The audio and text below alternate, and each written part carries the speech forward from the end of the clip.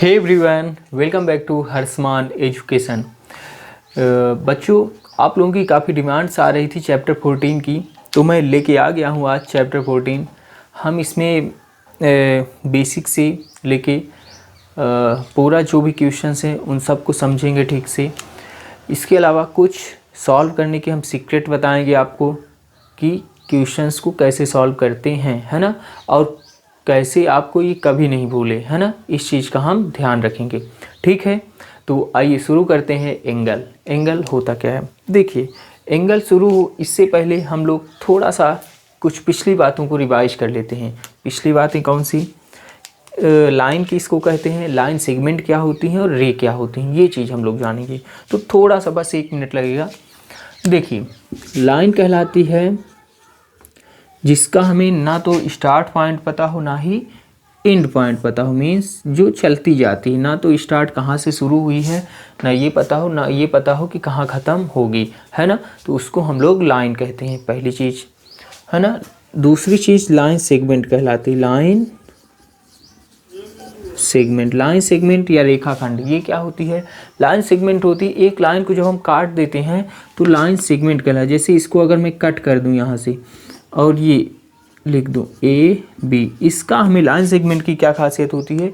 इसका हमें start point और एंड पॉइंट दोनों पता होते हैं। मतलब कहाँ से शुरू हो रही है और कहाँ ख़त्म होगी ये पता होता है। मतलब जैसे 5 मीटर लेंथ हो गई इसकी, या 5 सेंटीमीटर या 10 मीटर 10 सेंटीमीटर जो भी, है ना, यूनिट, तो ये लाइन सेगमेंट होती है। अगला है रे। रे किसको कहते हैं? रे होती है, रे को इंग्लिश में किरण बोलते हैं, जिसका हमें स्टार्ट पॉइंट तो पता होता है कहाँ से शुरू हो रही है, लेकिन कहाँ ख़त्म होगी ये नहीं पता होता। लेकिन कहाँ ख़त्म होगी ये नहीं पता होता। जैसे सूरज की किरणें, सूर्य का प्रकाश हो गया, सूर्य की किरणें, है ना, उसको रे बोलते हैं हम लोग। जैसे बल्ब का प्रकाश, उसको किरण बोलते हैं। कहाँ से शुरू होता है सूर्य के प्रकाश? सूरज से, और कहाँ ख़त्म होगा नहीं पता। जैसे बल्ब का प्रकाश हो गया आपके पास जो चल रहा है, कहाँ पे शुरू हुआ है बल्ब से, कहाँ ख़त्म होगा नहीं पता। ठीक है ना, तो आपको लाइन, लाइन सेगमेंट और रे, इसमें अंतर समझ में आ गया होगा। अब चलिए हम लोग अपने चैप्टर में आ जाते हैं।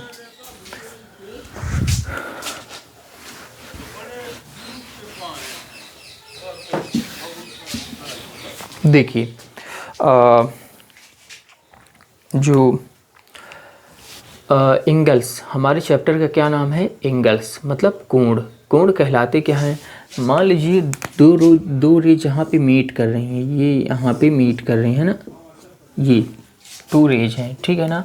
कहाँ से शुरू हो रही हैं? ए से। यहाँ पे कट कर रही हैं ना, तो जहाँ कट कर रही हैं, जहाँ पे ये मिल रही हैं, वो वर्टेक्स कहलाता है। क्या कहलाता है? वर्टेक्स।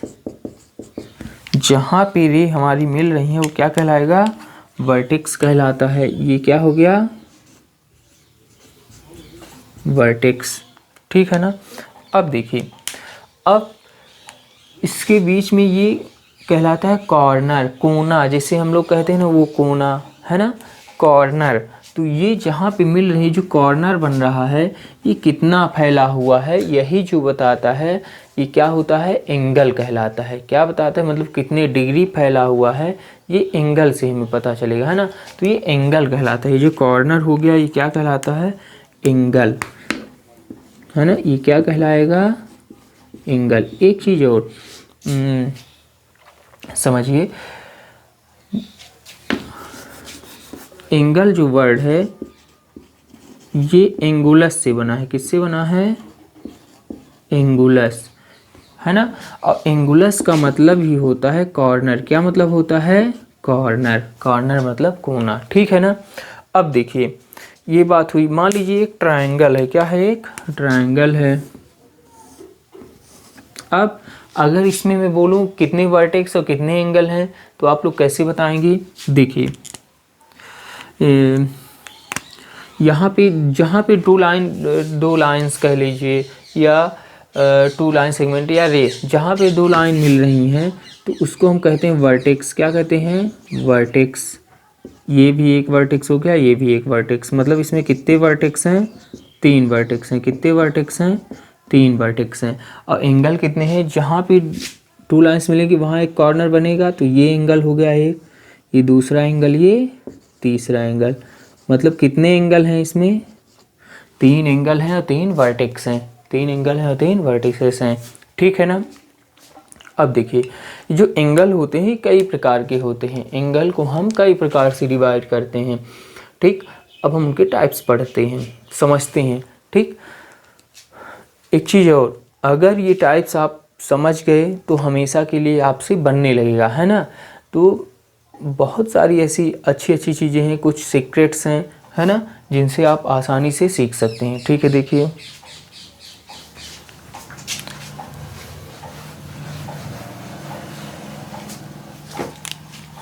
अब हम लोग पढ़ने वाले हैं types of angle.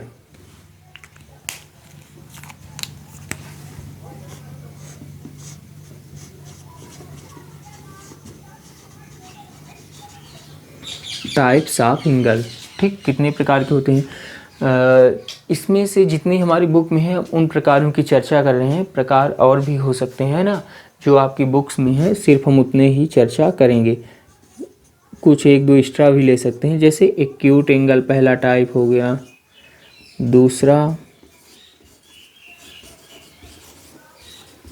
Obtuse angle, तीसरा राइट एंगल, चौथा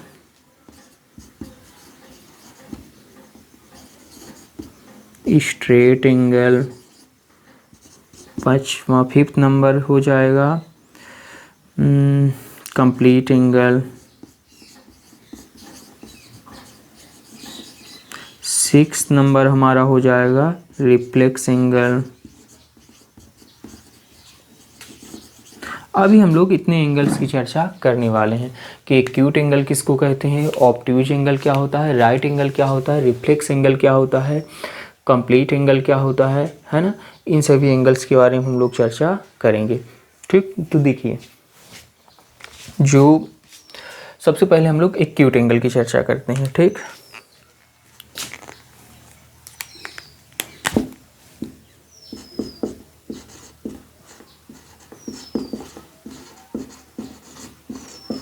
एक्यूट एंगल, एक्यूट एंगल कहलाता है जब मान लीजिए, थोड़ा सा हम समझते हैं हम लोग, अगर हम एक सीधी लाइन खींचे, अगर हम एक सीधी लाइन खींच रहे हैं तो यहाँ से जब हम लोग प्रोटेक्टर आप लोग देखे होंगे, अगर सीधे हम लोग जाते हैं यहीं तो ये 0 डिग्री पे रहता है। कितने डिग्री पे रहता है, 0 डिग्री पे। अगर हम एकदम इसके परपेंडिकुलर खींचते हैं तो परपेंडिकुलर 90 डिग्री कहलाता है। आपने प्रोटेक्टर में देखा होगा, एकदम सीधी लाइन खींचते हैं तो कितना होता है, 90 डिग्री होता है। अगर हम फिर से, जैसे ये लाइन हो गई तो परपेंडिकुलर मतलब एकदम इसको क्या करेगा, बराबर भागों में बांट देगा। तो अगर इतना ये 90 डिग्री है तो बचा हुआ भी 90 डिग्री होगा, क्यों, क्योंकि इसको बराबर भागों में वो बांट देता है। तो 90 + 90 ये कितना हो जाएगा यहाँ पे, 180 डिग्री, ठीक है ना। और अगर नीचे भी बांट दें हम लोग तो ये फिर से 90 डिग्री घुमा है ना, तो 90 डिग्री 180 + 90 ये 270 डिग्री हो जाएगा। फिर अगर घुमा दें 90 डिग्री तो 270 + 90 कितना हो जाएगा, ये 360 डिग्री। कितना हो जाएगा, 360 डिग्री। तो देखिए अब हम लोग समझेंगे कि एक्यूट एंगल क्या होता है। तो एक्यूट एंगल हम उस एंगल को कहते हैं जो 0 डिग्री से बड़ा हो, 0 डिग्री से बड़ा हो और 90 डिग्री से छोटा हो। मतलब 0 डिग्री से बड़ा, जैसे 1 degree, 2 degree, 3 degree, 4 degree, 10 degree, 20 degree, 30 degree, 40 degree या 50, 60, 70, 85, 89 तक, है ना। 90 डिग्री से छोटा हो तो उसको हम एक्यूट एंगल कहते हैं। जैसे मतलब 90 से छोटा होना चाहिए। देखिए जैसे मान लीजिए एक लाइन थी 0 डिग्री की, अब हमने एक इसके परपेंडिकुलर खींच दी है परपेंडिकुलर। अब इसको मैं अगर इधर करता हूँ तो जाहिर सी बात है 90 से कम आएगा, 85, 80, 70, 60, 50, 40, 30 इस तरह से आएगा ना। तो इसको हम क्या कहेंगे, एक्यूट एंगल, है ना। तो एक्यूट एंगल किसको कहते हैं, एक्यूट एंगल कहलाता है 0 डिग्री से बड़ा तथा 90 डिग्री से छोटा, है ना। मान लीजिए हम एक लाइन खींचते हैं ये, और फिर ये एक 90 डिग्री, तो इससे छोटा एंगल ये मान लीजिए एक लाइन हमने खींच दिया 10 डिग्री की, ठीक है ना, 30 डिग्री की मान लीजिए, 40, 50, 70, 80, है ना, 90 से कम। तो ये जितने एंगल्स हैं क्या कहलाएंगे, एक्यूट एंगल। ये ज़रूरी नहीं कि ऐसे ही बना रहे, हो सकता है 90 डिग्री इस तरह। अब इसके बीच जितने भी 0 से 90 के बीच है, इसके बीच जितने भी आएंगे तो कितने डिग्री के रहेंगे, जाहिर सी बात है 0 डिग्री से बड़े और 90 डिग्री से छोटे ही रहेंगे, तो क्या कहलाएगा, एक्यूट एंगल। जैसे मान लीजिए ये दो लाइन हैं, अब इसके भी 0 डिग्री, ये 0 डिग्री है, ये 90 डिग्री है, तो इसके बीच जितनी भी लाइन्स आएंगी ये क्या कहलाएंगी, एक्यूट एंगल। मीन्स अगर ऐसे बना हुआ है, इस तरह बना हुआ है, इस तरह बना हुआ है, तो ये सब क्या कहलाएंगे, एक्यूट एंगल कहलाएंगे। क्या कहलाएंगे, एक्यूट एंगल। समझ में आ गया होगा आपको।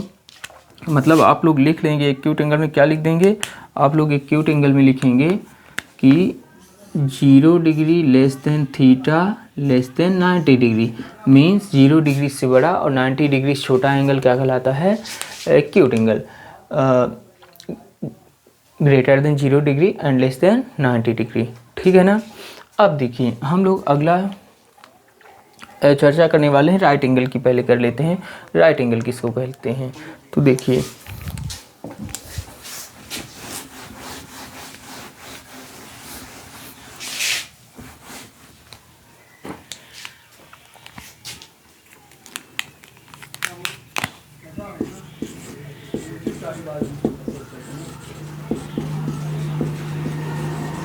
राइट एंगल, राइट एंगल मतलब होता है जब हम एकदम 90 डिग्री, मतलब एकदम परपेंडिकुलर कोई लाइन खींच देते हैं, 0 डिग्री, ये 90 डिग्री, एकदम परपेंडिकुलर जो लाइन होती है वो क्या कितनी डिग्री की रहती है, 90 डिग्री। कितने डिग्री की रहती है, 90 डिग्री। तो अब ये लंब परपेंडिकुलर रहती है किसी भी लाइन के, और इसकी माप कितनी होती है, 90 डिग्री की।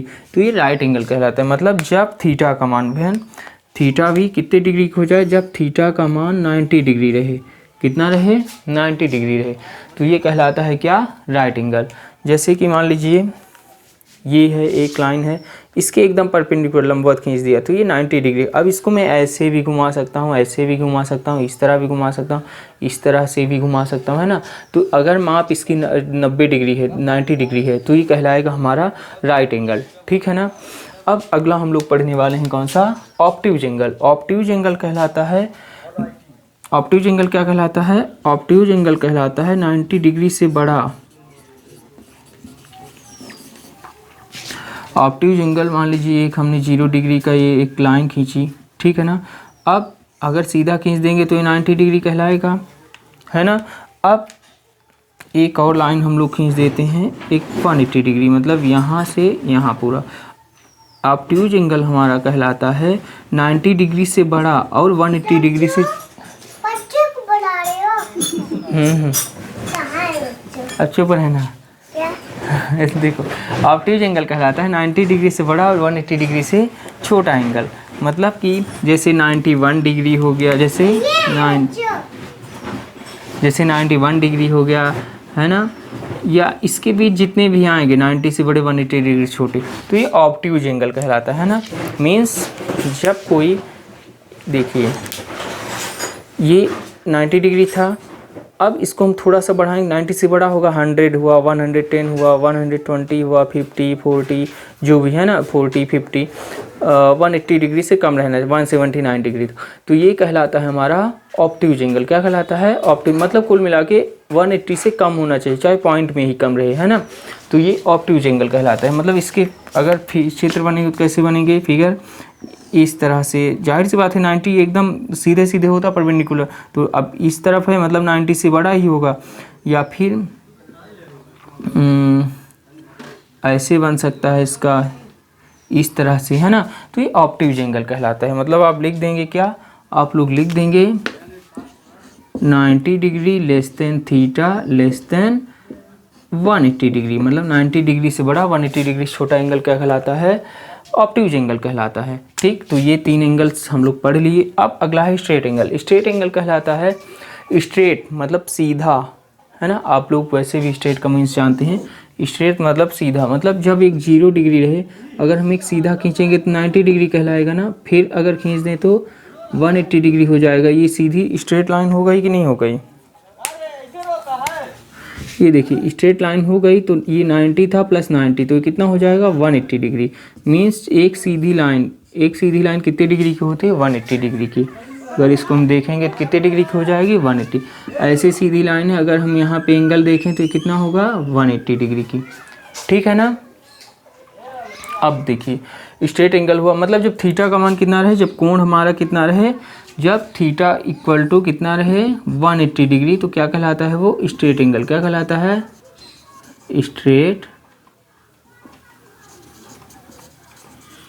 Straight angle. ठीक है ना। अगला है कंप्लीट एंगल। कंप्लीट एंगल जैसे मान लीजिए घड़ी का कांटा हुआ है, 12 से चालू किया चलना सेकंड वाला, फिर से 12 में पहुंच गया, मतलब एक राउंड पूरा घूम गया, तो एक राउंड जो पूरा जहां से चला था वहीं घूम के आ गया, तो 360 डिग्री चल लेता है, तो वो कंप्लीट एंगल कहलाता है। मतलब जैसे एक राउंड पूरा घूम गया तो कितना घूम रहा है? 360 डिग्री। जैसे यही देखिए ये 90 घूमा था, अब यहाँ 90 घूमा, यहाँ तक परपेंडिकुलर 90 हुआ, फिर 90 घुमा, फिर अगर हम इसको घुमा दें 90 और फिर घुमा दें 90, तो 90 90 90 90 जोड़ेंगे 4 बार तो कितना आएगा? ये 360 आएगा। कितना आएगा? 4 बार सम करेंगे तो 360 डिग्री। मतलब जहाँ से शुरू हुआ वहीं पहुँच गया, 360 डिग्री कहलाता है ना। अभी हम लोग किए थे ना स्टार्टिंग में। रिफ्लेक्स एंगल क्या होता है? रिफ्लेक्स एंगल कहलाता है जब थीटा का मान 180 डिग्री से बड़ा रहे और 360 डिग्री से छोटा रहे, रिफ्लेक्स एंगल कहलाता है। जैसे कि मान लीजिए ये एक एंगल बना हुआ है, अब इसका हमको रिफ्लेक्स पूछना है, इसका रिफ्लेक्स हमको बताना है। ये 30 डिग्री का था, तो इसका रिफ्लेक्स एंगल कितना हो जाएगा? हम लोग 360 में से 30 घटा देंगे, 330 डिग्री रिफ्लेक्स एंगल आ जाएगा। ठीक है ना। मान लीजिए एक और इसका हमको रिफ्लेक्स एंगल बताना था, 70 डिग्री है, तो 360 माइनस 70 तो 290 डिग्री, ये हमारा रिफ्लेक्स एंगल आ जाएगा। देख लीजिए 180 से बड़ा 360 से छोटा आ रहा है कि नहीं। ये हुई बात एंगल्स की। अब ये पढ़ने के बाद हम कल आप लोगों को क्वेश्चंस करवाएंगे, है ना। काफ़ी मज़ेदार क्वेश्चन रहेंगे और काफ़ी मज़ा आने वाला है। इसके अलावा आप चैनल को सब्सक्राइब करिए और शेयर करिए, ताकि ज़्यादा से ज़्यादा लोगों तक लाभ हो इसका और हमें भी कुछ ना कुछ बेनिफिट हो। ठीक, धन्यवाद।